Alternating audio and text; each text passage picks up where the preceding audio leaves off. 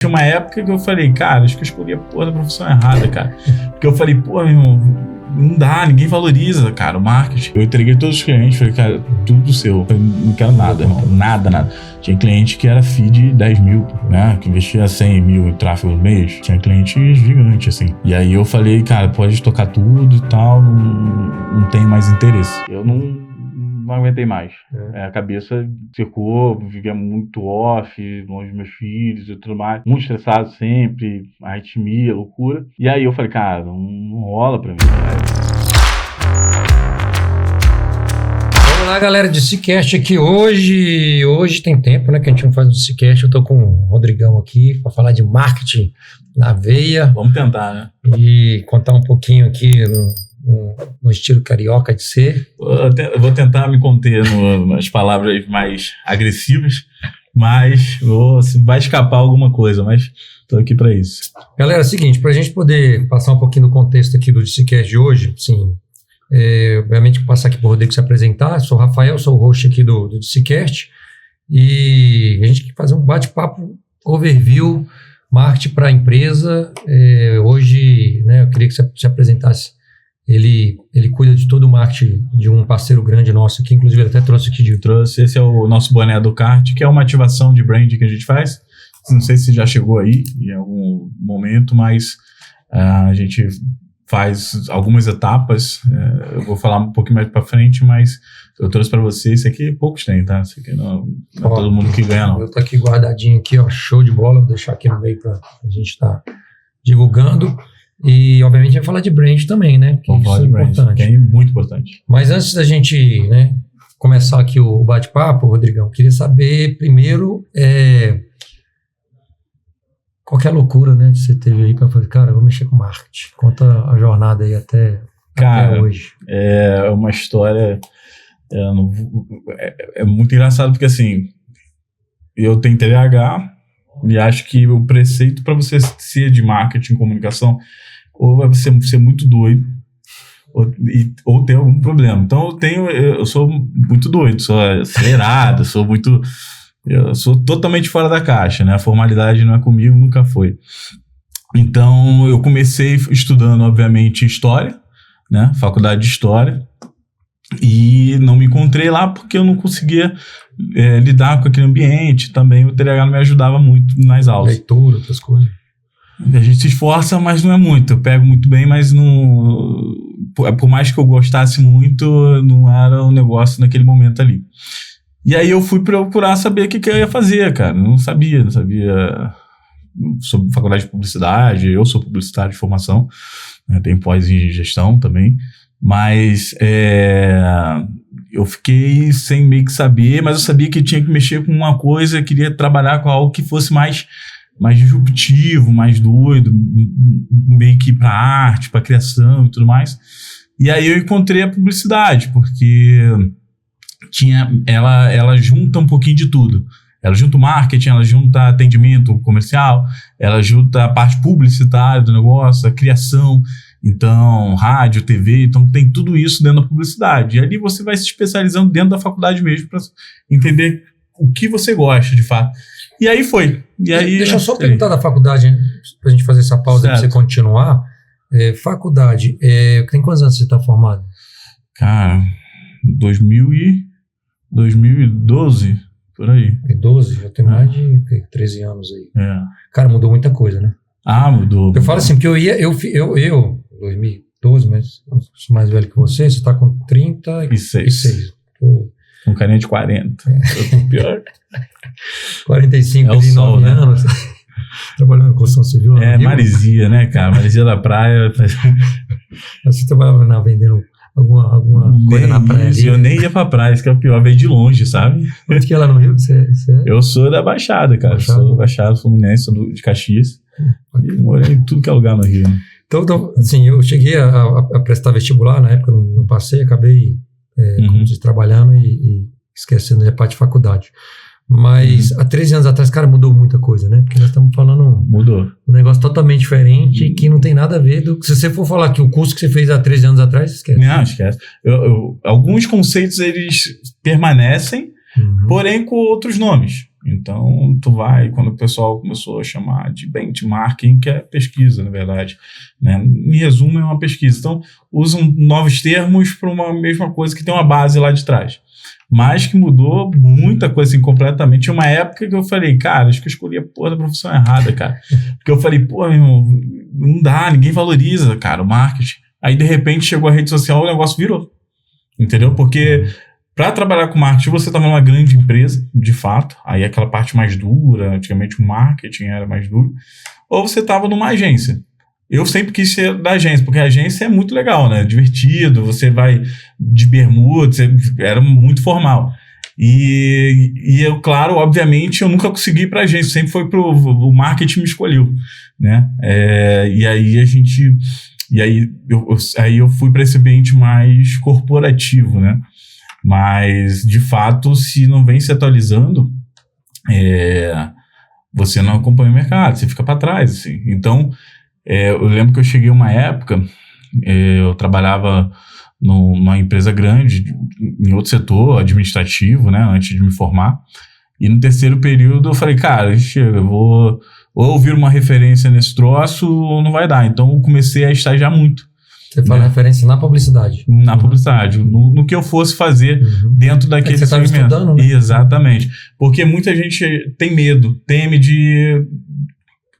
tudo, né? Eu falo que o medo é muito ruim para quem quer alcançar o sucesso e tudo mais, porque assim, todo mundo tem medo. Você que empreendeu, você ficou pensando ali na tua família e fala, cara, será que isso não vai dar certo? Não vai quebrar? Não vou. Então você vive com medo, mas com a coragem de fazer. Então você vai nessa confusão, nesse contraste, você vai tocando. E a mesma coisa, eu falei pro meu pai ali, cara, meu pai me cobrava muito de trabalhar, não queria vagabundo em casa, meu pai militar, né, falou, não quero vagabundo, já tá tatuado, aí, era difícil, eu falei, cara, mas ó, eu vou pra cima. E aí eu comecei a estagiar como é que se chama? Atendimento publicitário, que é venda, que é comercial ali. Então eu começava a fazer atendimento publicitário, fui entendendo. Eu já trabalhava com venda também de computador na época, que era uma febre comprar computador em loja, blá, blá. Então eu trabalhava isso, então tinha algum jeito ali, mas ainda não era aquele tesão de fazer, sabe? Tipo, pô, não é isso ainda que eu achei. Depois eu fui para outros pontos, aí eu comecei a trabalhar com audiovisual. Aí eu participei de um festival de curta-metragem, fiz um documentário, né, sobre bandas independentes no Rio de Janeiro, então foi bem segmentado, porque curta-documentário no máximo 15 minutos, então você tem que ser muito criativo e segmentar bastante. Então eu fiz um curta que bandas de tocar bandas de rock, né, que era a minha pegada, era nessa vibe. Então o documentário eu perdi, cara, isso aí eu fico triste por isso, que chamava Independência ou Morte, que falava sobre bandas independentes. Mas você não tem mais essa gravação? Não tenho, cara, só tem uns troféus lá.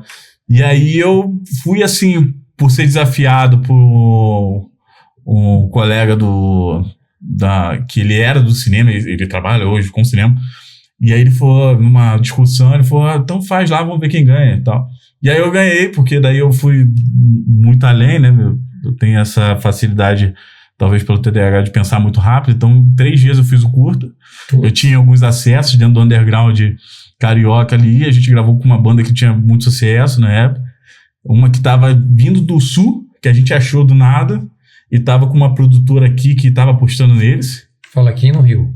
No Rio. Aqui tudo no Rio, tá? Tô lá no Rio.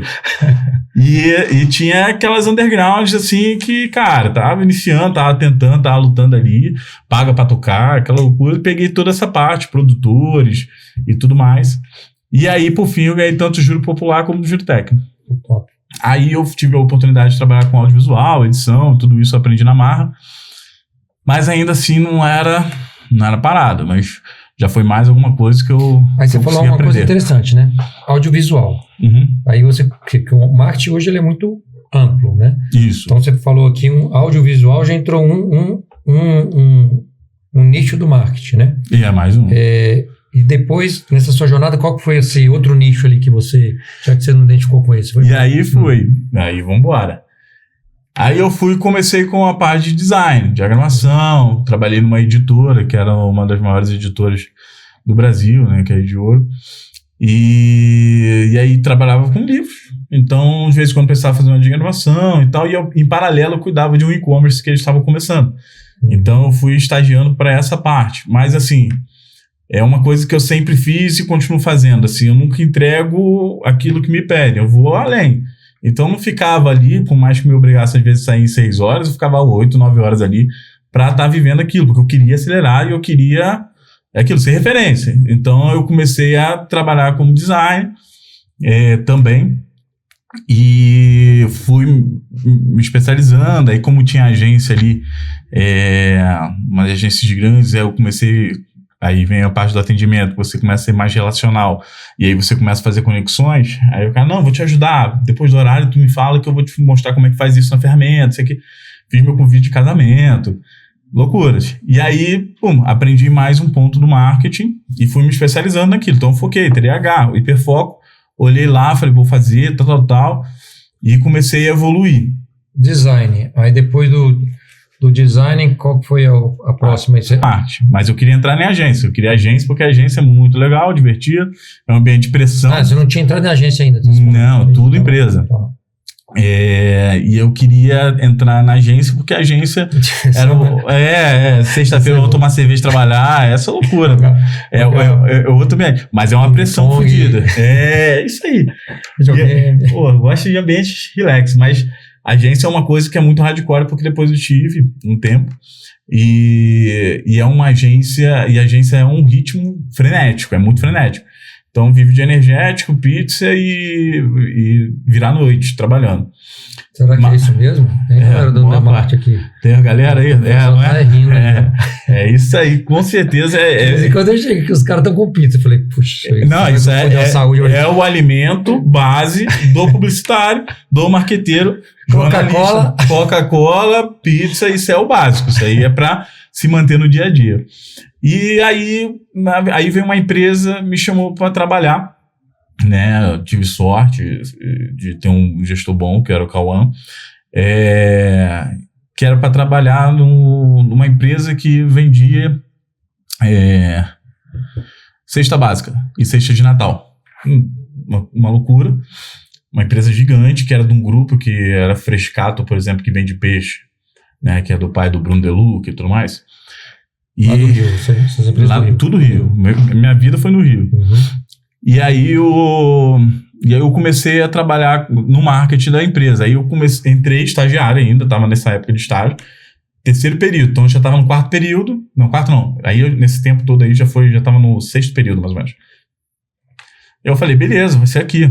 Aí, primeira coisa que eu chego lá, que acontece? A gente tinha pegado a licitação para Olimpíadas Militares, que teve em 2011 no Rio.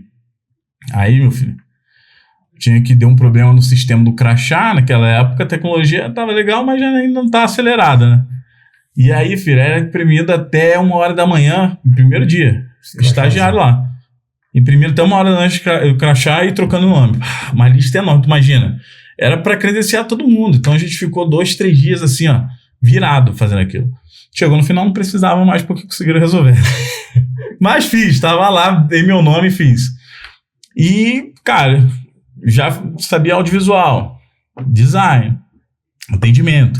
Não. Então foi muito rápido para mim. Então deu 2 meses, meu gestor, o Cauã, ele chegou e falou assim, cara, não tem por que você ser estagiário, esquece, já foi, você já é melhor do que eu até em muitas coisas. Me efetivou. Então 2 meses eu levei e de fato aí virei o profissional de marketing de fato, que vestia camisa social e roupa engomadinha.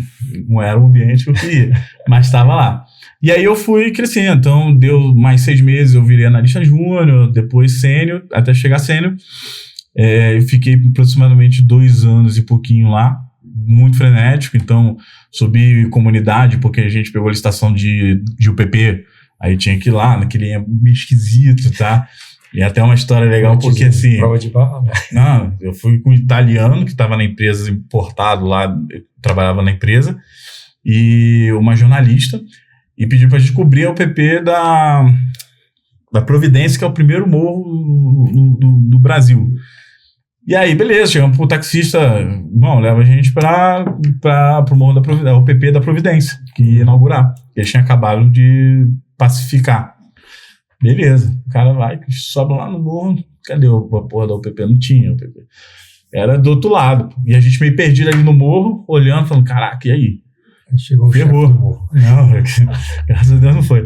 Aí chegou o policial e falou, o que vocês estão fazendo aqui? Falei, cara, a gente quer ir na UPP, lá pra inauguração, a gente tem que cobrir e tudo mais. Eles, pô, mas te deixaram aqui? Cara, vocês estão malucos. Assim, se o PM tava preocupado, falei, não está pacificado essa porra? Aí eu atravessando com uma câmera enorme, porque eu ia cobrir, também ia fotografar, com uma câmera gigantesca do lado de 2 alvos, que eram os PMs que estavam escoltando a gente até o UPP. Foi escoltado pela PM. Atravessamos, todo mundo olhando, caralho, falei, meu irmão, loucura. Mas chegamos vivos, cobrimos lá, e dali ficamos, cara. Trabalho frenético, sempre foi, nunca, como eu falei, sempre ficava mais, fazia mais. E nessa época, principalmente que a gente foi cobrir a UPP, eu morava muito distante. Porque no Rio é o seguinte, 20 quilômetros de onde morava pro centro. Mas 20 quilômetros no Rio é 2 horas. Porque é pior que São Paulo, né? Porque São Paulo ainda tem uma organização. No Rio cada um querendo, é um malandro querendo comer o outro, filho. Lá é complicado. Eu não estou falando nada. É carioca. São fatos, eu posso. E aí... me desgastou. Aí eu falei, cara, não dá mais. Aí fui trabalhar numa empresa de instrumentos, importador de instrumentos musicais, microfones e tudo mais. E aí sim eu comecei a trabalhar mais na parte de brand, né? Então marketing com brand ali e mais na parte estratégica. Então eu fui para coordenação já aí, em pouco tempo já de marketing. Dessa empresa de som, de instrumentos? De instrumentos. E quando foi, conta um pouquinho dessa jornada sua, quando foi o momento que você falou assim, cara, agora é hora de eu empreender e fazer a minha agência? Eu queria te perguntar, quando foi a sua decisão, porque a galera do DCCast, muita gente fala assim, pô, também tô a jornada parecida ali com o Rodrigo e tal, será que tá na hora de eu abrir minha agência? Será que não tá? Queria escutar a tua experiência em relação a isso, e queria também escutar assim, quando você deu um passo atrás disso e a sua dor naquela época, assim, cara, isso... O que você aprendeu com essa experiência? Assim, depois dessa empresa de instrumentos, fiz um monte de coisa, feira, um monte de experiência. Eu fui pra 2008, acho que teve uma crisezinha aí, maneirinha, que o governo meio que deu uma derrubada aí em todo mundo. Então, nessa época ainda, a primeira coisa que se fazia é marketing, filho. Deu crise, corta o marketing. Pode tirar, não precisa. Fala, que loucura, cara, mas beleza. E aí eu tive que... Foi meio que por necessidade. O Cauã também saiu e falou, cara, vamos abrir uma agência. Ele já falava que queria e tal. Eu falei, bora. O teu ex-chefe lá atrás. Meu ex-chefe. Ele ficou muito amigo até hoje, irmão. E aí, vamos abrir a agência, beleza, começamos. E aí eu já tinha uns clientes que eu pegava por fora, né, na época. Você é jovem, você pega 3, 4 negócios ali por fora pra fazer à noite. Hoje se eu não dormir, filho. E comecei isso. A gente começou cada um com o bom da agência aí. Você tem o seu intelecto ali e tem o seu computador. Eu tenho meu computador ali e tal. O que eu preciso primeiro é isso. Aí cada um de casa, atendia o cliente, ia lá, começou a crescer. Deu muito relacional, buscava um, já indicava o outro, já ia lá na reunião, fechar. Eu lembro o primeiro contrato, assim, cara, que a gente, ficou felizão, fechou junto, grande, sabe? Tinha um FII grande. Na época, R$3.000. R$3.000 na época era um FII bacana. 10 anos. Isso é o quê? 2010? Aí já vem pra 2014, mais ou menos. 10, 11 anos atrás, né? E aí a gente pega esse FII e começa a falar, é isso, cara, vamos pra cima. E começamos, aí atende multi-empresas de multi-segmentos diferentes, e aí volta, sempre entregando mais. Então não tinha, hoje, o que acontece, depois eu posso até aprofundar mais, mas a agência, ela tem multi-clientes. Ela vai ter que disponibilizar tempo, porque muitas das vezes essas agências menores, elas não têm pessoal suficiente para ter 2, 3 no seu projeto. Então vai ter um cuidando de 5, 6. Então o que acontece? Eu não gostava de não dar resultado, de fazer o básico, entregar para você uma arte, entregar aquele conteúdo que foi combinado e falar, é isso, acabou, então meu contrato é isso. Eu não conseguia. Aí eu fui despirocando, porque Muito trabalho. eu era um psicopata, aí tava em um lugar, ia pro outro, já fazia, cara, não tá dando certo, trava, o conteúdo não tá legal também, peraí. Aí ia lá, vamos gravar assim, gravava, já editava, já fazia tudo, aí pegava aquela experiência toda, já eu mesmo resolvia, passava pra ninguém, pra dar o resultado. Nessa época você fazia, só pra entender, nessa época quando você era o dono da agência, e aí não é diferente, eu acho que de hoje, né? Eu falo porque também, acho que talvez a maioria dos empresários, os que escuta aqui o TCCast, não é diferente comigo, cara, a gente faz um pouco de tudo. Eu acredito que pelo que história você fazia um pouco de tudo, né? Mas como que era a estrutura do marketing há 10 anos atrás, vamos colocar? Era cuidar o quê? Porque lá era muito impresso, né, naquela época. Tinha fazer os banners impressos, aí tinha o que mais que tinha? Era muito off. Tinha site. Né? Era muito off. O site já tinha e estava começando. O site já, né? O site já tinha e estava começando esse trabalho de SEO. Né? Então explica pra turma aí, às vezes o pessoal... SEO é uma otimização de pesquisa. É o que faz você ser ranqueado no Google no orgânico. Tá? Mas não se preocupava muito ainda com isso, mas já estava iniciando. E essa parte eu ainda não conhecia. Tá? Não era minha especialidade, já estava mais voltado ao marketing estratégico e mais brand. Na agência a gente tem que buscar soluções. Então a gente começou a trabalhar muito com o site, aí começa o boom da rede social, né? Aí Facebook, começa Instagram. E aí já é outra demanda, né? Aí já muda, aí é um negócio muito mais dinâmico. Então você tem que estar sempre atento, tem que ter pessoas de fato ali mais especialistas nisso, né? Principalmente para fazer conteúdo, e eu sugiro sempre que seja jovem, né? Porque acho que é uma idade que a gente não está mais tão criativo. Então, acontece essa parte. Então, antigamente era muito offline. Era evento, era impresso, catálogo, era tudo físico.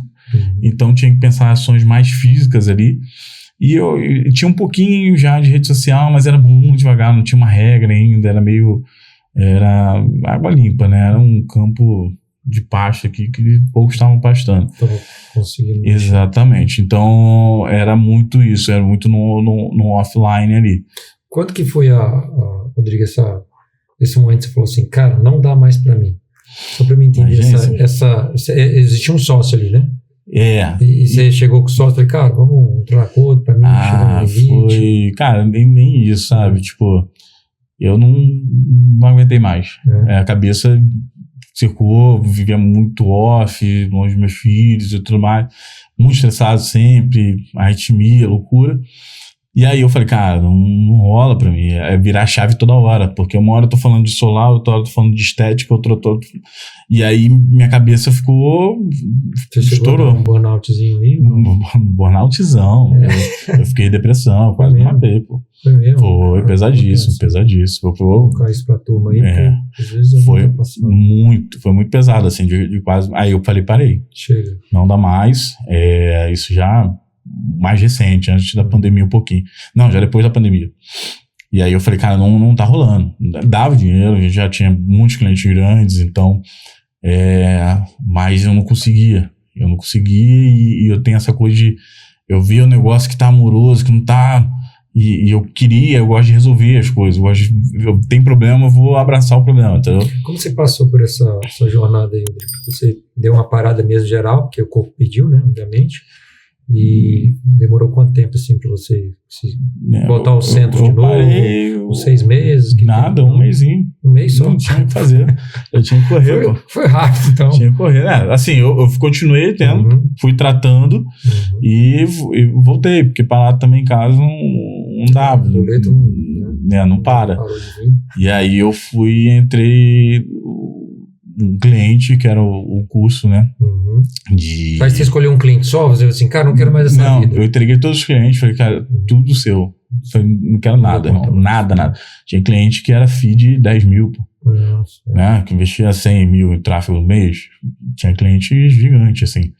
E aí eu falei, cara, pode tocar tudo e tal, não tenho mais interesse. E aí esse cliente que era do curso, ele falou, cara, bora fazer, dá dinheiro, tal. Então você definiu uma empresa só para fazer E aí eu entrei com ele de sociedade. Legal. Para esse curso, para concurso público na área policial. Uma coisa só também, né? Uma coisa só. Legal. E aí fomos tocando, primeiro ano aí, lembro do lançamento, fizemos quase 1 milhão aí em um dia, assim.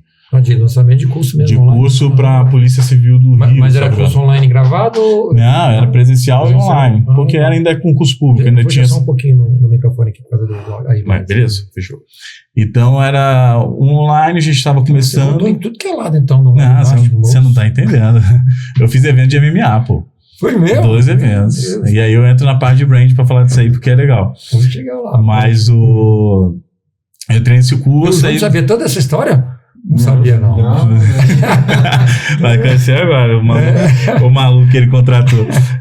Aí ele já contratou, já desconfiado. Falou, você é carioca aqui, cara? Isso não vai dar certo, não. Que é isso? Não, eu nem vou puxar o passado, senão se puxar, já era. Deixa eu entregar primeiro, para depois eu... Mas foi isso. Aí, cara, no final, aí entra cursos grandes que tinha... investimentos altos de banco, né? De unicórnios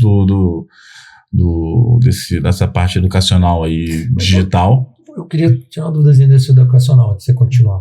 Cara, todo mundo fala tão bem do educacional, por que você não seguiu?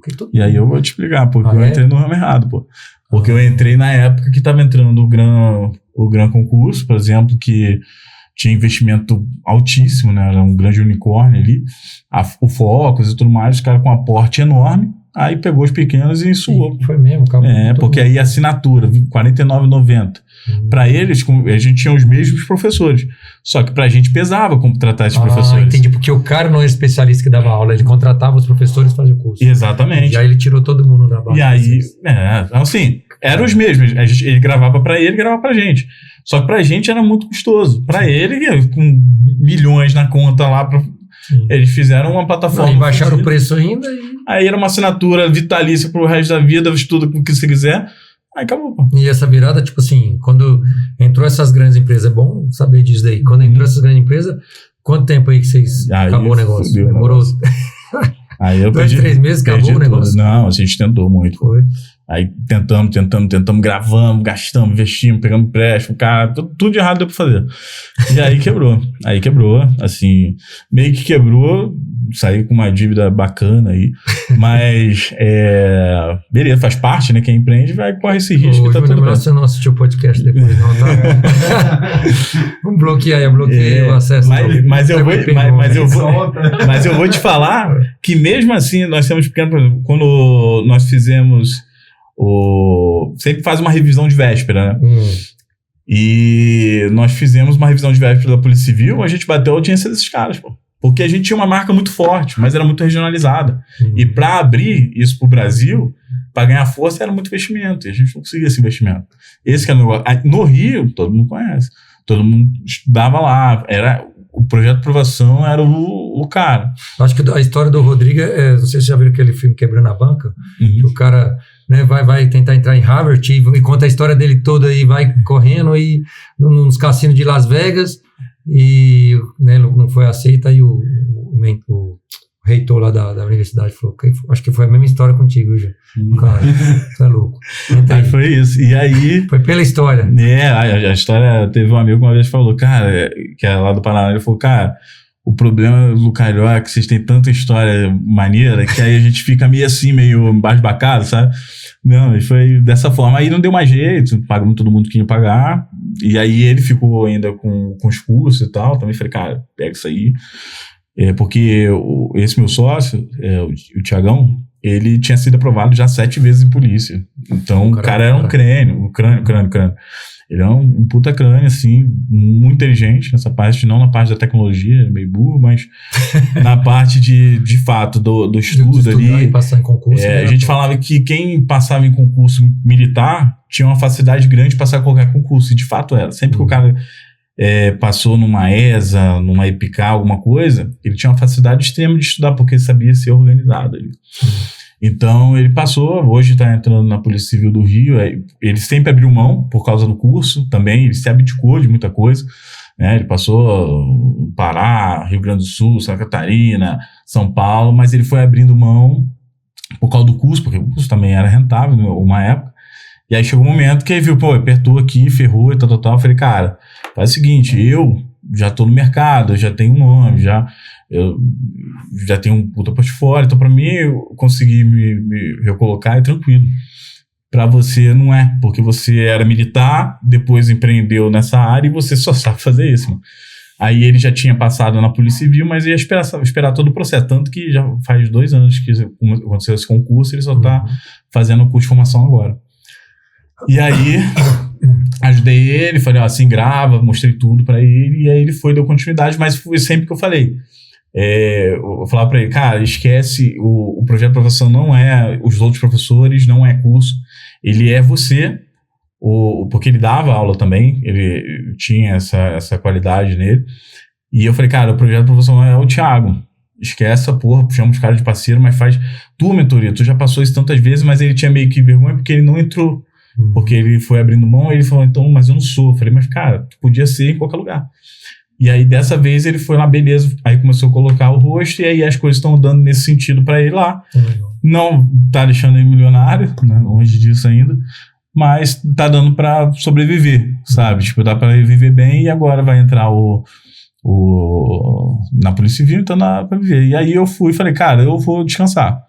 E aí descansar era arrumar um emprego onde que o dono da empresa que se preocupa em pagar a conta, em pagar funcionário e tal. Eu falo, por mais que eu me dedique muito... Vou testar com o dinheiro dos outros.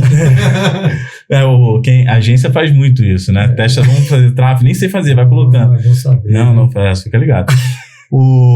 Mas assim, querendo ou não, essa parte dessa experiência de empreender traz uma noção muito grande da gente de responsabilidade dentro. Então, quando eu resolvi voltar para o mercado, assim, não empreender no momento, eu falei, cara, porque para mim eu achei que fosse, mas não é. Que aí eu continuo com a mania, eu tenho umas preocupações que não precisavam ser minhas, então entra algumas brigas que não era para ser, mas aí eu não consigo, é meu, porque eu sei como funciona. Então, eu falei, vou descansar, aí me abri pro mercado, e foi muito rápido, né, porque eu tinha uma oportunidade própria no Rio, mas eu queria sair do Rio. Porque a cidade do Rio você queria sair? Eu queria sair do estado, eu queria sumir daquele lugar. Aí eu fui quase soltado com minha família e tal, fuzil, aquela coisa toda, na Avenida Brasil. Eu falei, cara, vou sair, acabou essa merda, esse lugar é uma bosta, eu vou embora. Aí eu tive uma oportunidade em São Paulo, Cascavel e Londrina. Londrina é aqui. E aí eu fui perguntar para as pessoas, eu falei, São Paulo não dá, que é a mesma correria, eu não quero. Agora eu tô na paz, não quero mais isso. E aí fiquei em Cascavel e Londrina, e aí o pessoal falou muito bem de Londrina e tal, vim empresa, e a menina do RH falou que os sócios, assim, o CEO era muito... Pode falar de boa aqui do sócio, que a gente não passa. Não tem problema nenhum. zero estresse. Mas o negócio é que ele era muito engajado nessa parte do marketing, gostava. Aí eu falei, cara, vou apostar. Vou apostar lá. E fui. E cheguei em Londrina, assim, aí o RH me chamou, falou assim, na quinta-feira, falou, a gente quer você, tal, mas o menino vai sair, que tá aqui, e precisa passar as coisas pra você. Eu falei, cara, deve ser uma loucura, porque eles patrocinam o Nelsinho, e tem algumas coisas de influência. Falei, vamos pegar aí, né? Nelsinho Piquet, sua pessoa. Isso aí, Nelsinho Piquet. E aí eu falei, vou ter que ir lá, porque eu não trabalho pra ninguém há muito tempo, então eu vou ter que me adaptar a isso.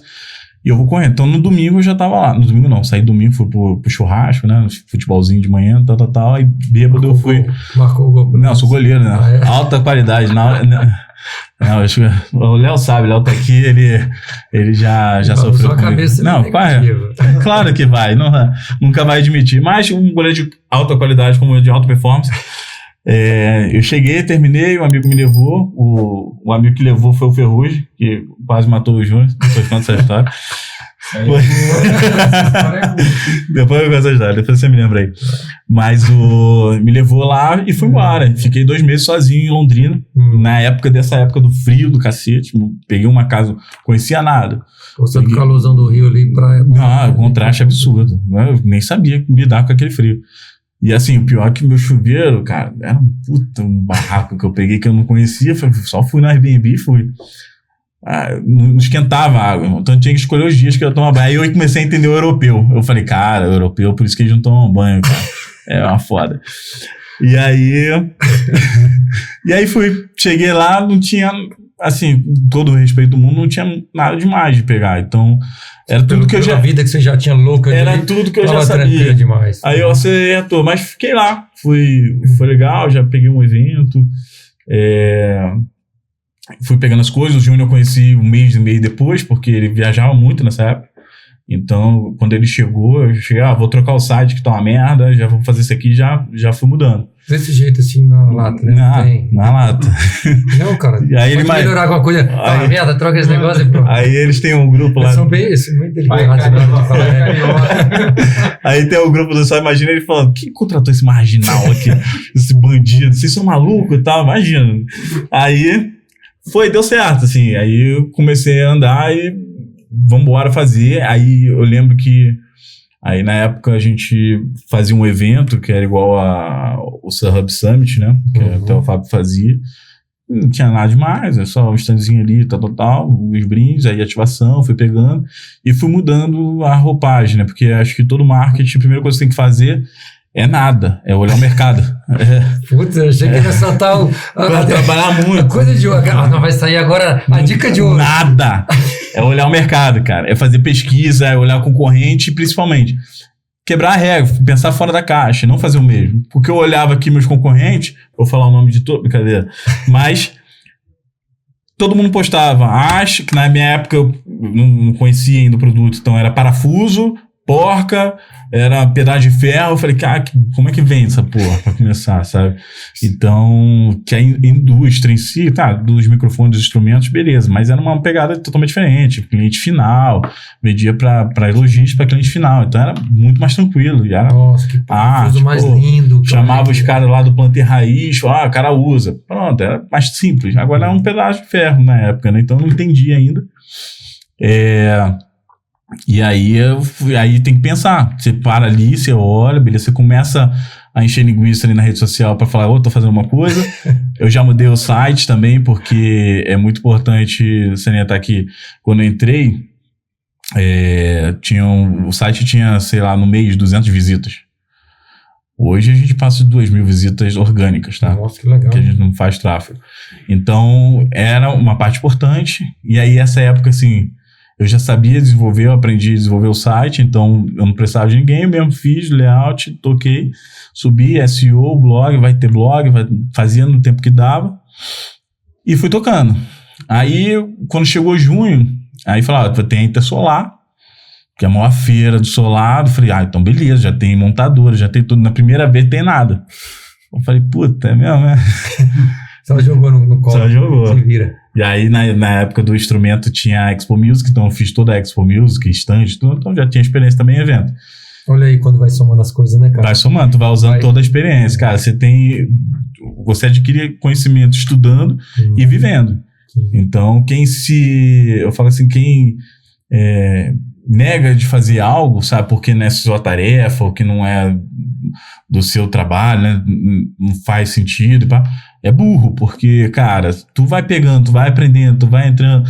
Eu até brinco com o Léo, às vezes eu vou dar mais aulas de estrutura, assim, ele me fala um negócio, falei, assim que um rapaz saiu lá, eu falei, tinha porra de geométrica, falei, que porra que é geométrica? Aí o Léo, você lembra? Léo, o que é geométrica, cara? Ele, não, é um tipo de galvanização, revestimento, eu falei, isso aí. Nunca mais esqueci. Ele toda vez, o que é geométrica? Eu falei, já falei, pô, tá aí. Então, eu vou pegando, assim, vou aprendendo. Eu precisava dar treinamento? Não precisava. Ninguém me obrigou. Mas precisava? Bora fazer. Então, a gente vai aprendendo naquilo que a gente se propõe a fazer. Se a gente se propõe a fazer de tudo, assim, não precisa, assim, claro, falam que generalista que sabe de tudo, não sabe nada. Assim, tem gente que, de fato, acontece perde, isso. Né? Mas, claro, eu acho que pelo hiperfoco eu vou me especializando, vou catucando até entender mais e também vou fazendo curso de extensão. Que aí foi uma escolha que eu fiz. Eu falei, não vou fazer pós, mestrado, vou fazer cursos de extensão para estar me atualizando. Sabe por quê? Eu até te entendo, porque nesse caso, né, eu falo assim, eu vou fazer eu vou denegrir um pouquinho o nosso trabalho, porque eu me coloco junto, né? A gente é igual o pato, nada mal, voa mal e canta mal. Faz nada bem feito.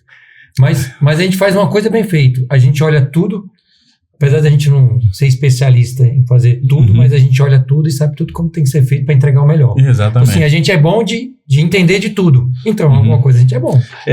Não, mas assim, até... Mas se for fazer o vídeo, tem um cara melhor que faz o vídeo. Se for fazer o design, tem um cara que faz melhor design. Mas assim, mas no final você sabe, cara... Se não quiser fazer também, foda-se, eu faço. Então, tamo junto. E não vai ficar ruim. Eu ganhei o festival de curta-metragem, irmão. Então, quem você tem? Eu tenho. E aí, por aí vai. E aí, nesses 2 meses, eu tive que me virar, contratar stand. Isso do curta-metragem, vou dar um spoiler aqui, mas a gente vai começar. Você vai jantar hoje com a gente, né? Vai jantar? Cara, eu queria ser cineasta, velho. Não vamos conversar sobre isso daí. Não, eu tenho umas ideias de documentário. Você não vai dar outro podcast aqui, mas, cara... Eu queria ampliar aquele curta, fazer um documentário maneiro mesmo. Ei, não, vamos conversar depois daí. Claro. Fazer meus sonhos aí acontecerem aí, né? Estamos ficando velho. Tem que ser criativo, né? Pra fazer as coisas. Interromper aí, falando que a gente é genético, faz tudo, né? E aí, cara... Por aí foi, aí eu vou pegando esses conhecimentos, né? E trabalhando as habilidades e, cara, e atitude, bora fazer. Dando certo, errado. Se der errado, desculpa, foi mal aí, valeu e tamo junto. Eu queria dar você pediu uma pausa, eu queria voltar nessa pausa pra você falar. Eu acho que quando você tá falando do MMA, eu acho, não sei, mas você vai falar brand. Cara, quem tá brand? Vamos falar de brand, que eu acho que é um negócio hoje que tá muito em moda e eu acho que hoje alavanca as empresas, né, que estão trabalhando isso. É que as pessoas, elas se importam mais agora sobre brand. Isso daqui é brand total, né? Isso é brand. Assim, já fui convidado 2 vezes, já furei num carro que eu sabia que ia ganhar também, então quis deixar o pessoal... Tem campeão aí que nunca ganhou o troféu até hoje. Só que o Nelson não pode ir, tá? Não, claro que é na bateria dele que eu coloco, os caras bons. Aí não. Mas o brand nada mais é do que a percepção que você leva da sua marca. Não é necessariamente a logo. Isso aqui é logo tipo logomarca, sei lá, o design mais técnico vai dizer. Mas isso aqui, brand, na verdade, é a percepção que você tem daquela empresa, daquela marca. Entendeu? Então... O que é um brand bem feito hoje? Conta pra galera aqui. Cara, hoje, para fazer um brand bem feito, é pensar sempre no cliente. É sempre ter essa proximidade e saber ter a experiência do cliente. Sabe que louco é isso, assim, pessoal? Só para vocês terem uma noção. Porque uma coisa é falar de brand, não é uma roupa, marca de roupa, um relógio, né? Cara, agora vocês pegarem o fio da meada, fazer brand de ferragem para estrutura solar. É isso aí. Você entende o que quer dizer? Alguém vai falar assim, e aí? Pô, eu coloquei a estrutura solar, o cara vai tirar onda com o Instagram dele. Exato. Assim, como que... É muito mais complexo. É um negócio de um óculos, você fala de uma blusa, de um negócio que... Qual que é o status que você vai ter para mostrar um pedaço de ferro galvanizado ou não? Claro que tem, aí você vai explicar pra gente. É muito acidental eu explicar como construir. O MMA foi assim, você quer começar aqui ou começa do projeto? Vamos lá para trás do MMA, depois você traz pro percepção de marca, certo? Um amigo, ele falou, quero investir, quero fazer um evento de MMA, vamos fazer. A quadra da Grande Rio, da Escola de Samba, ele já conseguiu espaço, bora fazer, fiz a marca, fiz identidade visual, fiz tudo que precisava, comecei a organizar com ele, divulgar e pensar fora da caixinha, os eventos menores, até os maiores nacionais não faziam a apresentação do atleta que ia lutar, confirmação, o atleta tal, por mais desconhecido que fosse, esse cara compartilhava, ficava feliz, estou aqui, o pessoal comentava, engajava. Então a gente foi naquela época de 0 a 10 mil seguidores muito rápido, no primeiro evento.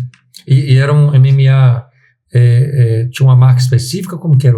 Era o MMA mesmo? Como que... MMA porradaria, meu irmão. Loucura. É porque a marca MMA, só para me entender, a MMA é uma marca? Ou não, é o esporte. O esporte. E aí vocês fizeram um brand de uma outra, de alguém que cuidava de MMA. Isso, ele queria fazer um evento dele. Então a gente começou a trabalhar o evento, que era o School Fighting. Uhum. E aí eu falei, pô, beleza, bora fazer. E eu era da luta, Muay Thai, Jiu-Jitsu, então gostava, vamos lá, vamos viajar. A gente por isso que ele contratou você, agora eu entendi.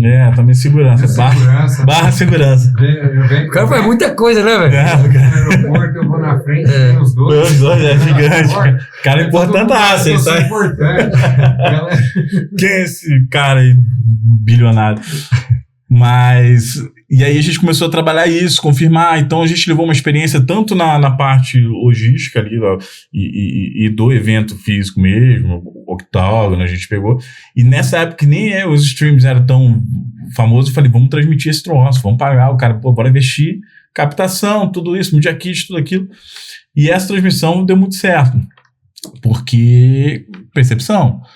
O pessoal começou a achar que era um puto evento do gringo, fora do espaço e tal, deu essa percepção de grandeza demais da marca. A marca era muito grande, porque era muito organizado, tinha uma estrutura ferrada, muito boa, enxuta, assim, em custo, porque esse meu amigo, o Rafael Morruga, ele é um bom negociante. Eu falo que ele é dono de Caxias, que ele tem metade de Caxias, empreendedor, ele vende cabelo, cara. Ele importa cabelo, loucura, muito dinheiro.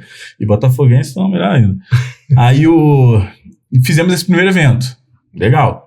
Ele, cara, vou fazer mais um, esse eu empatei, vamos tentar. Fizemos de Nova Iguaçu. Aí vieram o Ronaldo Jacaré, para poder... ele tinha um atleta dele que colocou lá, então já vieram atletas mais conhecidos, né? Não conhecidos em si, mas atletas com uma bagagem que era um pulo para ir para um jungle, um pulo para ir para o UFC. Era os caras mais preparados, sabe? Por exemplo, o UFC é uma marca que também que era brasileira, que foi vendida por Dana White, que é um... E a marca, e assim, aí vem é porque as pessoas confundem, né, Rodrigo, a questão, porque acha que logo é brand. Logo não é brand, não. Brand é toda essa história que você está contando toda essa aqui. História, toda essa percepção que se criou. Tem um logo bonito, o cara tem uma brand legal. Não, legal, né? Isso. A brand legal é quando as pessoas reconhecem aquilo, né? Aquela brincadeira Quero participar do M do McDonald's, que você olha de longe, você sabe que é. Então essa é a percepção que as pessoas têm. E tem memórias afetivas, aí vai destrinchando, mas isso é uma aula. Uhum. E aí, nesse segundo evento, também tinha o Márcio Preda, que participou do programa lá, que era o TUF, que era uma forma dos caras entrarem no UFC, né? Era meio que um reality show. O UFC já existia. Já existia há muitos anos. O UFC nasceu no Era Brasil. Era um concorrente do UFC, o que você fazia. Era, mas não era, né? Era mais uma marca, mais um evento de MMA. Uhum. E aí, cara, até eu entrevistar, e tem outro, já fui entrevistador, porque o cara que ia entrevistar não foi. Aí meu primo, eu levei ele pra assistir, eu falei, cara, grava aí, aperta esse botão e grava. Peguei o microfone e aí fui entrevistar o cara e tal, no feeling. E ele falou, cara, eu já vi esse evento há muito tempo e tal. Eu falei, pronto. Olha a percepção que as pessoas têm de que é um evento tão grande, o brand era tão maior do que o próprio evento. Legal. O evento só tinha só tiveram dois eventos. Só que as pessoas acharam que já passava no Premier Combate, que essa é a percepção do pessoal. Então virou uma percepção de que, porque a gente também fez a música exclusiva do evento, então tinha o slogan, tinha tudo. E a transmissão ao vivo.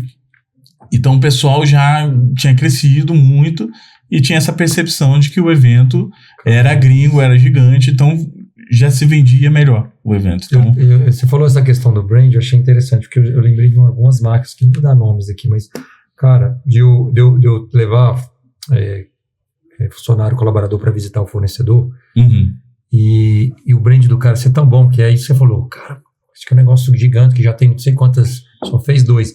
De o cara entrar na empresa do cara, eu falei, caramba, essa empresa é desse tamanhozinho, velho. Achei que o cara era gigante. Ou seja, o cara faz um trabalho de brand tão legal, que o cara acha que quando ele chega lá, cara, só esse tamanhozinho aqui, cara. É isso, parece que é muito maior. Então esse é o trabalho de percepção que eles fizeram. E aí vem Na Pratique. Aí na Pratique, por uma sorte divina, eles decidiram contratar o Nelson Piquet. E eu falei, que serve esse cara? O cara joga monóxido de carbono, a gente tá falando de energia limpa. Eu inocentaço lá no começo. Mas hoje tem. É legal. Mas aí hoje eu tenho um argumento para isso aí. É porque, assim, o próprio Stock Car, ela tem um carbono zero. Então, eles também fazem esse trabalho de compensar. De compensar. Então, é sustentável com também. Empresas que... boa. Com empresas que eles têm empresas que... Isso aí. Coisas assim, zeram o que eles poluem. Exatamente. E aí também tem a reciclagem dos óleos, lubrificantes e tudo mais que utiliza. Então tem uma responsabilidade aí por trás. Hoje eu sei, antigamente eu sabia, só questionar o que eu vou fazer com esse cara. Sim. Então é metade, né? Então passou a Intersolar, que eu fiz na garra, na unha lá, sozinho aquele troço. Deu muito certo, fomos lá, vamos resolver o Nelsinho, senão não vai ter Nelsinho ano que vem. Se ligou, né, Nelsinho? E aí eu perguntei aos Júnior, vocês já foram na corrida? Nunca fui. Falei, ué, vocês pagam o cara, nunca foram na corrida, no boxe e tal. E aí a gente começou a levar cliente, uma forma de experiência, de aproximar esse cliente dele ter uma vivência ali que ele não teria. Então tá lá no boxe, aspirar aquele monóxido de carbono na cara, os mecânicos, a loucura toda. E aí eu falei assim, porra, vai dar certo. Pum, o cliente, porra, muito grato, levou o filho, fechou mãozinha, né, com a gente. Sim, deu certo. Aí, beleza, isso aí tá legal, aí já começou, talvez valha a pena manter, mas ainda não tava garantido. Aí ele chegou e mandou mensagem para mim, Júnior, tem um kart lá, vê o que vocês fazem e tal. Aí o Júnior, ele se comunica dessa forma comigo, ele encaminha, e é isso, entenda como quiser. É assim que ele se comunica. Se vira, interpreta, sei lá, vai. Aí eu, beleza. Aí eu falei, cara, já sei. Bora fazer um torneio de kart, fazer esses caras se matarem, pô. Deixa se matar lá. Os concorrentes a gente faz um torneiozinho, tem uma final, ganha um troféu e tudo mais. Sentei no computador, fiz a marca, aí a parte do design. Então não precisei de ninguém, até porque na época eu ainda era sozinho lá. Então peguei, fiz a identidade visual, fiz tudo, pau na máquina. E aí a gente esperava aqui uns 30 pessoas e tal, e deu umas 60, né, Júnior? Acho que deu umas 60 lá no Rio Grande do Sul. O Júnior chegou também meio nervoso, meio, cara, será que vai dar certo esse troço? E, cara, deu muito certo. Muito certo. O Nelsinho tava lá, correu, bateu numa galera e tal. E eu, Júnior, agora quero o Brasil todo aqui. Brasil, traz o Brasil. Que isso? Não, traz o Brasil aqui. Eu já tinha a Mica que trabalhava comigo, também me ajudou. E nesse aí, na segunda, já foram 220 pessoas em Londrina. Nossa. Em dezembro. Aí, Nelsinho, você foi salvo. Então, chegamos, aí vimos o valor, de fato, o Nelsinho mais participativo, de fato, não explorávamos ele, então passamos mais de 6 meses sem explorar. E entendemos que a experiência do cliente seria uma forma legal de levar a marca e trazer uma percepção do primeiro. Você está patrocinando Nelson Piquet numa categoria que é a maior categoria de automobilismo do Brasil. Então é muito caro isso, muito, muito alto o valor de investimento. Então você já tem uma percepção de que a Pratique tem um aporte para dar. Então não é uma empresinha pequena, não é uma serralheria, é uma empresa, uma indústria de verdade, de fato, com um potencial gigantesco de crescer ainda muito mais. Então essa é a primeira percepção que você tem. E segunda, a experiência mesmo, de que hoje no mercado solar você vê muito evento do cara sentar 6 horas, 2 dias seguidos e assistir curso e tal. Então isso já tinha muito, eu não precisava mais fazer isso. Então como é que eu trago uma experiência de forma que traga o network, que traga os leads, que a gente consiga levar a marca, levar nosso produto, levar tudo isso para ele? O kart. E aí no ano passado fizemos 6 etapas, uma extra lá em Fortaleza, que no ano passado foi 120 pessoas, esse ano já foram mais de 250. Nossa, então, olha a percepção que se criou da Pratique, olha o conhecimento da marca da Pratique no Nordeste, que a gente não tinha muito grande e aumentou. Assim a gente consegue avaliar. E com isso, levamos mais de 2 mil pessoas nos eventos de kart. Entendeu? E isso a Pratique ficou cada vez mais conhecido. Então, hoje a gente consegue conversar, visitar um cliente, e aquele kart, não sei o que lá, tal, já comprei a estrutura de vocês, o fornecedor tal, que é parceiro de vocês e tal, gosto muito da estrutura e tudo mais. Por mais que a estrutura pareça igual e não é tecnicamente como o Léo aqui gravou. Eu vou pesquisar um negócio, pode, falando aí, só queria fazer quer ver um nome aqui, que eu tô vendo um documentário que acho que vale a pena, vale muito o que você está falando. Deixa eu só confirmar se o nome é esse daqui, para não falar bobeira aqui. Até para a galera... pesquisar depois desse deixa eu ver se o nome é isso.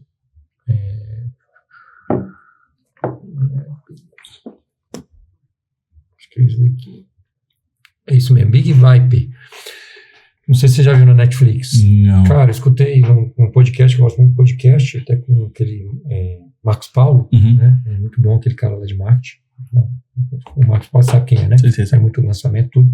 E ele falou sobre esse documentário que tem na Netflix, para quem quiser assistir. E é legal que, assim, Eu não terminei, estou no terceiro, acho que são 4 episódios, estou no terceiro. E tem 2 situações aí que quem executa a ponta, que vai entender que está aqui do meu lado aqui o Júnior, e você faz um trabalho, mas nada é válido se não houver o trabalho por trás disso. Para quem não sabe, Big Vibe é o cigarro eletrônico. Pra quem não sabe, contando a história da marca que é acho que é Zool, Z-U-U-L. Acho que essa que é a marca que foi o cigarro eletrônico mais vendido, comercializado nos Estados Unidos, que os caras queriam derrubar a indústria dos cigarros, né? Cigarros normais, do cigarro eletrônico. E aí tem um dos episódios que a gente observa, porque eles conseguiram fazer essa percepção de marca, esse brand. Teve alguns furos na questão do brand. Acho que não vou dar spoiler para o pessoal assistir lá, porque também não tem vida fácil, mas os caras dominaram ali o mercado americano nessa marca. Mas para tudo isso acontecer, isso eu vou dar spoiler, porque eu acho que é importante até para poder... claro que isso é outra história, outro podcast, porque às vezes o marketing faz um puta trabalho de brand, mas aí não tem um atrás que entrega o brand que o marketing faz. Exatamente. Porque na hora que você fala na percepção de marca, vem pedido. Isso. Vem compra. E aí a parte da indústria não está preparada, a parte da equipe não está preparada para atender o cliente. O produto não é bom. O produto não tem a qualidade que exatamente. Né, que é o, entre aspas, é divulgado, ou é ofertado, ou a marketing faz, e é onde que o negócio vai tudo por água abaixo. Porque eles tiveram esse problema lá, o negócio ficou tão forte, mas eles não chegaram no momento que eles não conseguiam mais entregar o produto. O produto ficou faltando 3 meses na prateleira, aí um negócio que custava, sei lá, 10, 15 dólares, foi para 60 dólares. Aí os caras começaram a ter um problema de brand, porque agora você tem um negócio que todo mundo quer, mas você não tem para entregar e começa a você ficar né? Eu acho que descrente os clientes. E ainda abre para concorrência. Isso é ruim. Justamente. Então, de fato, ter esse trabalho, e eu falo assim, sem querer rasgar cedo nenhuma aqui para Pratique, mas eu gosto da visão, porque a gente tem essa percepção, é investimento alto, mas não só no marketing. Sim. É investimento alto. Se não andar junto, né? Nas pessoas. Imaginador, né? Um pedido atrasando, porque entrou pedido. Às vezes você faz o negócio dar certo, a campanha que você faz lá. Tá, a minha parte eu fiz, agora e a parte da galera da indústria. A própria diretoria, ela não fica esbanjando, luxando dessa forma. Então, o dinheiro que entra basicamente volta em revestimento. Por exemplo, a gente pega o 2024, que deu um boom pra gente, não estava entregando, porque vieram muitos pedidos, entraram grandes distribuidores. Então, como é que a gente soluciona? Então, podia muito bem ali apagar o incêndio e deixar até o Júnior de pronto, assim, a diretoria foi lá, comprou um barracão na frente e colocou toda a parte de solo, desafogou, estruturou. Esse ano, mais investimento, derruba uma parede, junta o galpão, o barracão, e começa a fazer o layout da fábrica para ser mais rápido. Exatamente, para ser mais eficiente. Então, quer dizer, poderia estar de Porsche andando ali de boa, mas estava ali reinvestindo na fábrica, sabendo que aquilo tem que crescer mais. Então, é isso que você falou, você não pode olhar só para o brand, todo mundo está me procurando, porque uma hora, se você não tiver uma estrutura, um investimento constante e tudo mais, bate no teto, filho, depois só quer. Né? Não pode ter teto. Você tem que, se tiver um teto nesse segmento, você já tem que diversificar para outro, saber como é que você vai pensar fora da caixa, sair dessa caixa e ir para lá. Porque senão, tudo tem um limite. Eu quero... O papo tá bom aqui, hein? Nossa, aqui eu achei que ia ser rápido. Mas deixa eu tirar mais dúvidas aqui. Tem tempo que eu não faço esse cast aqui, muitas viagens, andei viajando muito e quando vem, a cabeça fica... Rodrigo, deixa eu te perguntar. Hoje, você faz, obviamente, o marketing voltado para a empresa, né? Para uma empresa só, se foca ali no trabalho da empresa. Hoje, para as empresas que precisam fazer esse marketing, o que é uma equipe ideal? Né? Tá. Claro que a empresa que você está hoje, ela já é uma empresa de porte maior para ti, que não é uma empresa pequena. Mas queria que você falasse assim, da jornada da quem está começando Né? A Digital Connect também não é uma empresa pequena, mas não é uma big empresa que você tem grandes empresas que eu já fui, que o setor de marketing era 15 pessoas. Né? Então tem empresas que tem. Apesar de que você tem uma estrutura muito legal aqui. Sim, muito legal. A gente montou aqui um cenário bem legal. Muito legal. Mas hoje,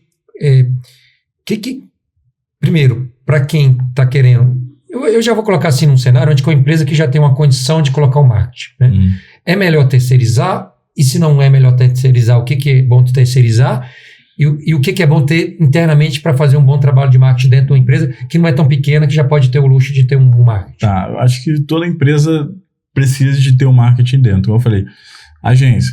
Nem toda agência vai ter o Rodrigo que vai querer entregar mais do que precisa. Vai ter gente que vai entregar aquilo que foi contratado, meu amigo, e tá tudo certo.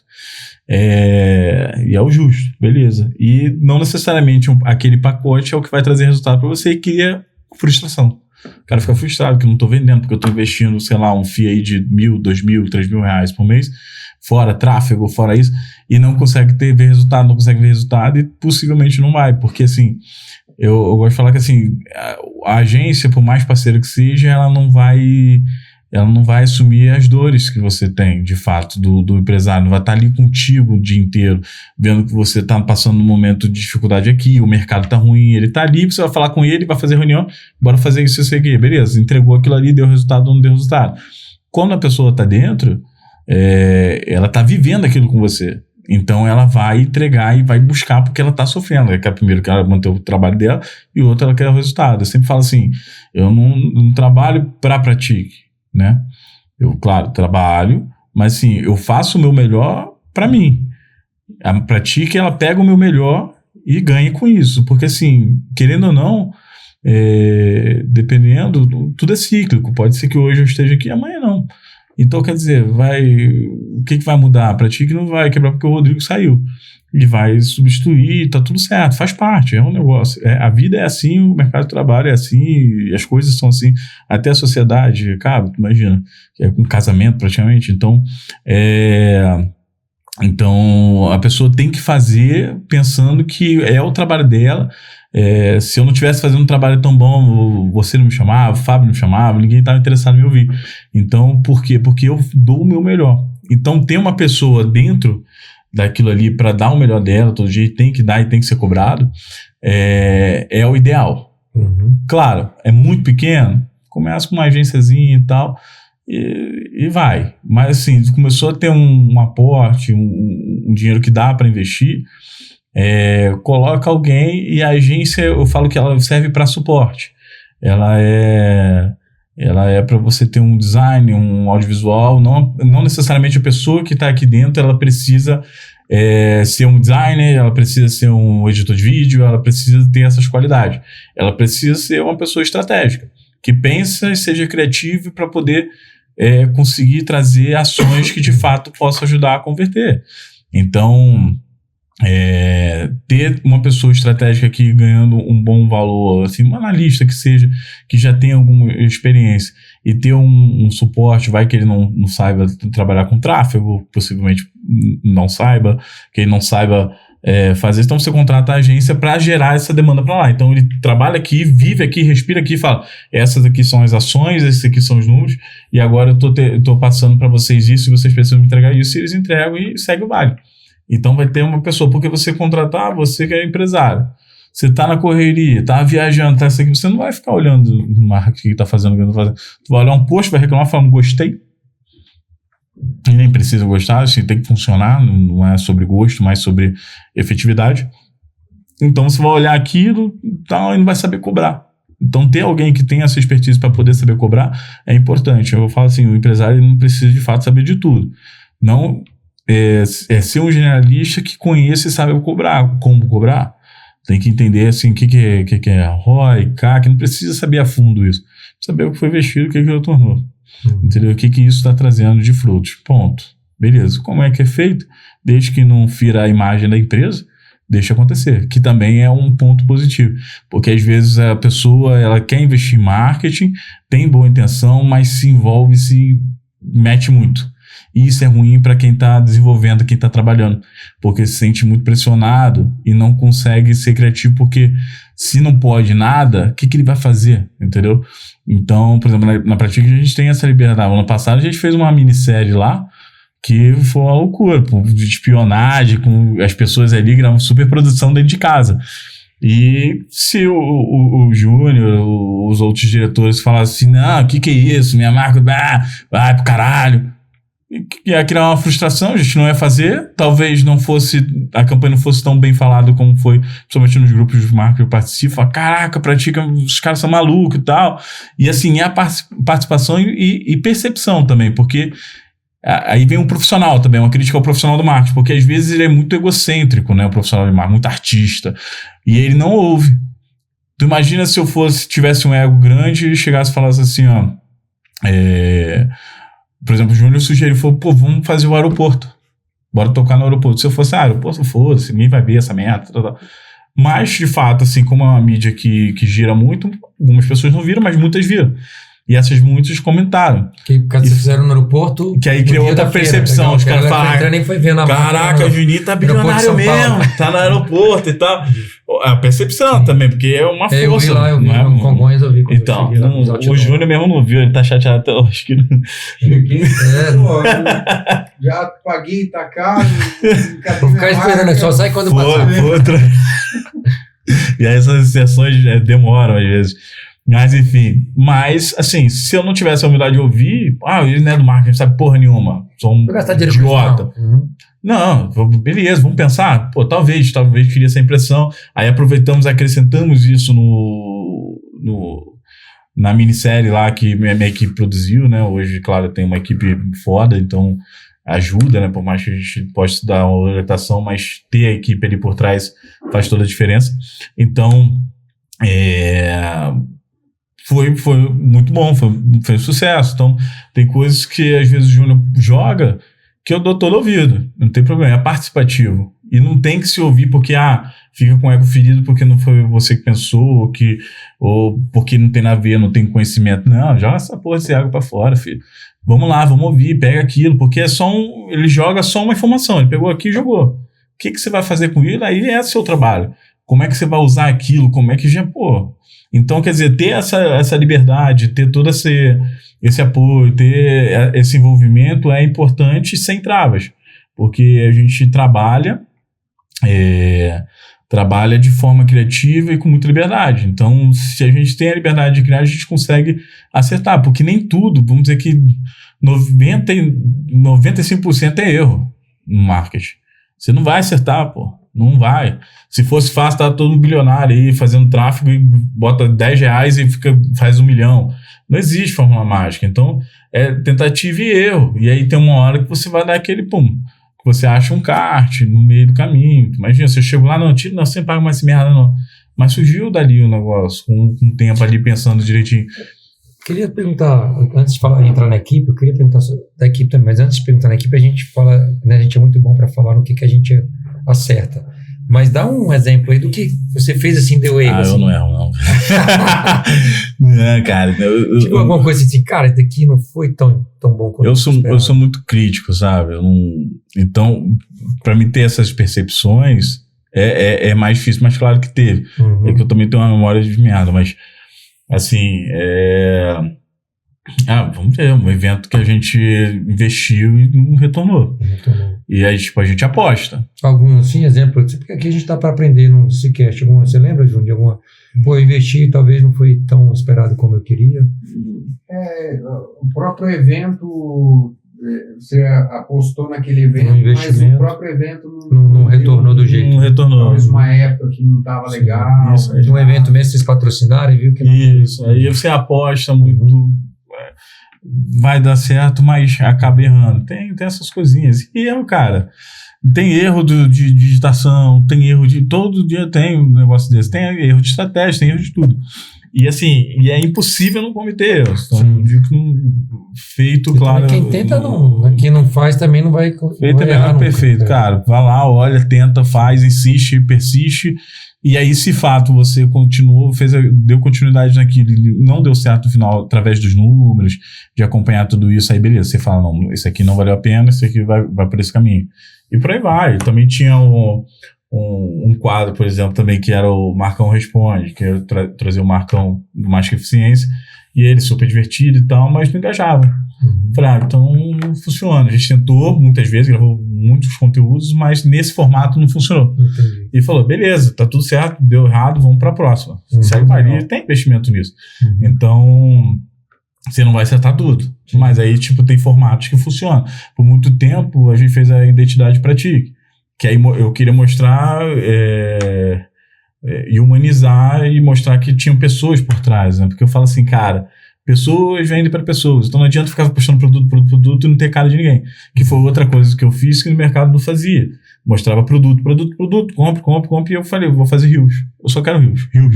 Então a gente tinha 3.000 e poucos seguidores, hoje temos 14.100, 100 e pouco, virando 14.200 nesses 2 anos. Então, é muito nichado, né? Assim, 14 mil, mas é 14 mil nichado. Nichado, assim, mas, só isso. Mas assim, cara, é isso. Porque você fala assim, mas vamos dar um exemplo assim, a CIMED tem não sei quantos milhões. Pô, a CIMED, todo mundo fica doente, né? Agora, todo mundo quer saber de estrutura de Ferrari. Isso aí é ferro. Mas aí é isso, cara.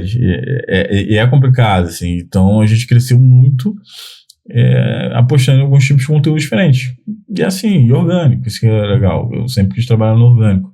Hoje de equipe, assim, tem uma equipe engajada ali, F ali que você falou, e o que tem hoje, assim, o que é uma equipe F aí para poder se montar uma empresa, né, num porte ali que não é tão pequena ali? Você tem alguém de... O que tem que ter, assim, para esse cara, para ser assertivo que não... Porque você fala assim, tem um analista que faz uma ponte com a agência. Porque aí pode ser só um analista que cuida do marketing da empresa e contrata. Mas hoje vocês têm uma equipe. Tem.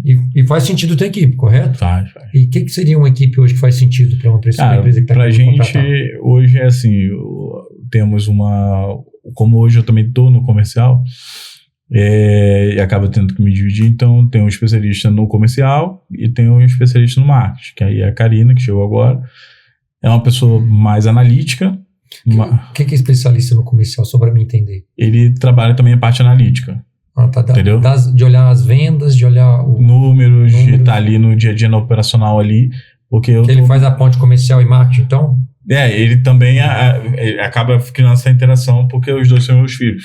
Mas ele trabalha mais os números, então o que a gente não tinha antes, hoje temos, hoje o Júnior pode pegar ali e ver, saber quantas vendas tiveram, porque a gente tem um especialista que vai puxar isso pra gente diariamente e tal, e pra vocês verem o que vão fazer com isso e, cara, o que a gente tá fazendo, tá dando resultado? Exatamente. Não tá?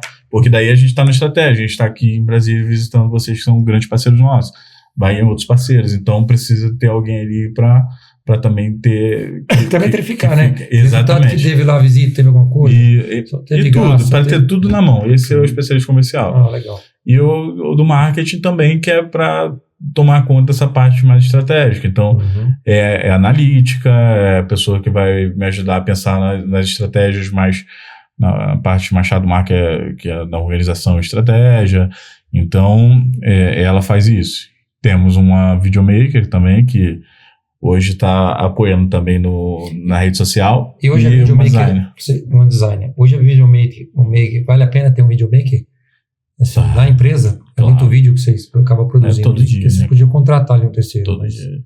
Se eu não tivesse uma videomaker, eu não tinha feito a minissérie, por exemplo. Entendi. Entendeu?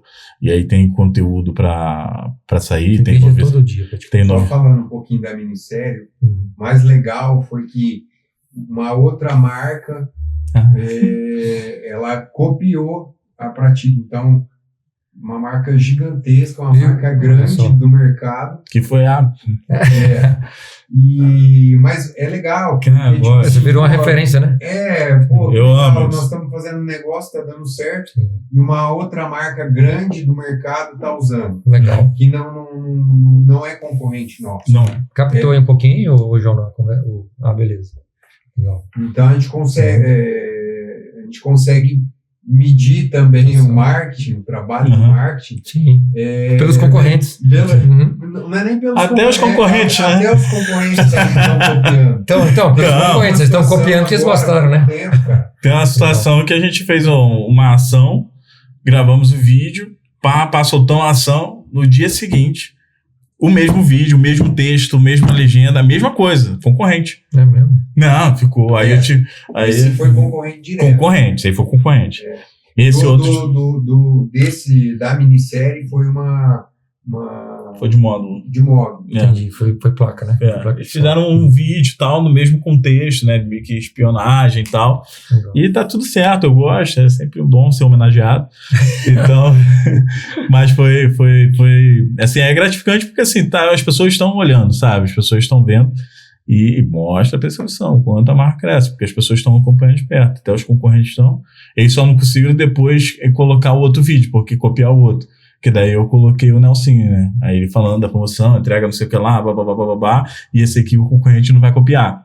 E aí eles bloquearam a gente. Eu nem sabia disso. Bloqueou. Então, cara, e assim, eles mudaram a identidade para ser parecida com a nossa, tudo isso. Então, quer dizer, a gente tá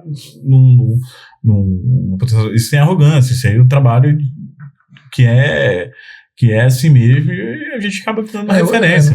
Hoje não tem jeito. Na internet todo mundo abre, né? Então, e como você falou, se estão te copiando é porque estão vendo que você está fazendo um bom trabalho. Então eu vou falar aqui, porque a gente pega referência também, não pega só, que é um erro, né? As pessoas às vezes olham muito, se eu olhar só para dentro do mercado, eu não teria feito tudo que eu fiz, e minha equipe também não tinha feito tudo que fez.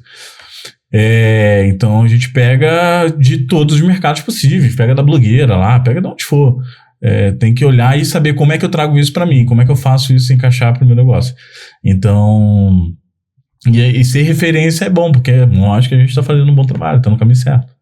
Então, show de bola. Então, a equipezinha que eu vi que é dois especialistas ali para poder analítico de marketing comercial, um videomaker e um designer.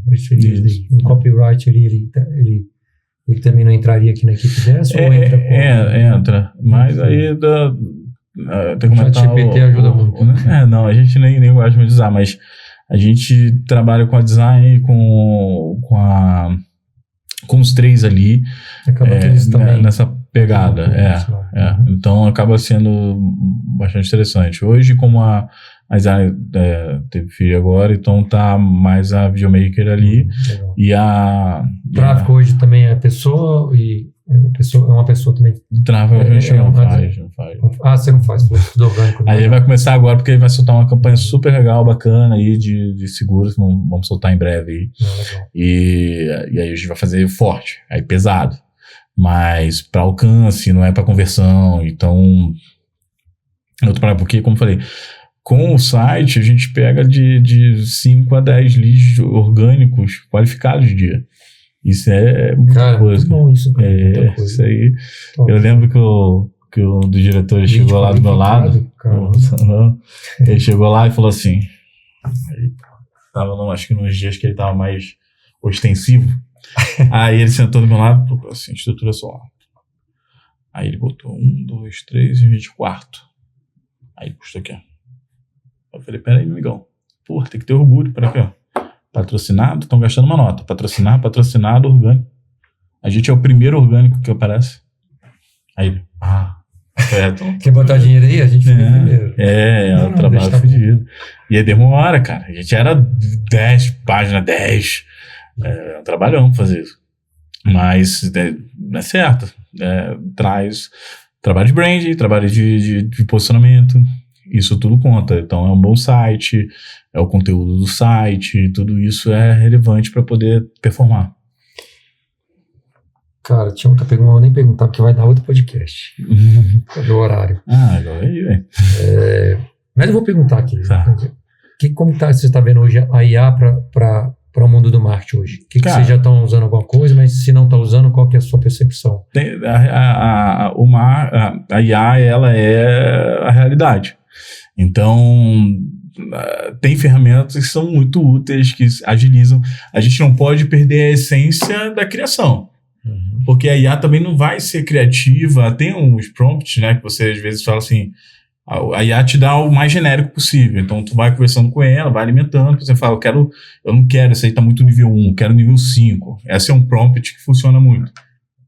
E aí ele melhora e começa a ser mais abrange mais, na verdade segmenta mais, deixa o negócio mais robusto.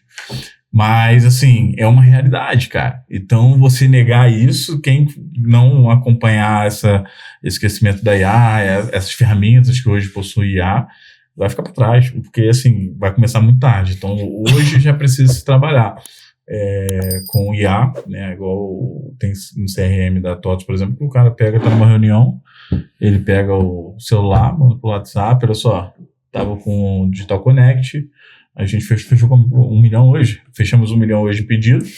E isso vai para isso. Você fala tudo. Ele pega e cria um card no CRM. Aí você já sabe o que você tem que fazer e quais são os próximos passos. Vai colocar um follow-up para daqui a 1 semana. E já deixa lá tudo programado. Olha que loucura.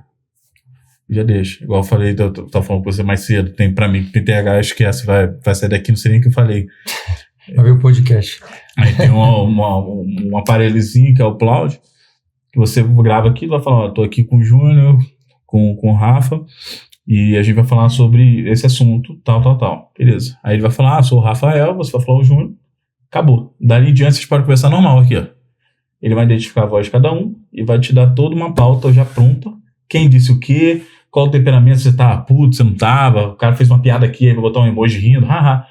É isso, e vai te dar um mapa mental sobre aquela reunião que foi conversado e o que pode ser feito. Você vai contra isso, cara? Como é que você vai? É um facilitador. Claro que alguns setores assim, sempre vai precisar de um humano, até algum momento, ainda vai se precisar de um ser humano ali para fazer as validações. Mas algumas coisas vão morrendo, né? A gente até conversou um pouquinho também, assim, eu acredito que vai ser um puta de um assistente para todo mundo, assim. Já está sendo, né?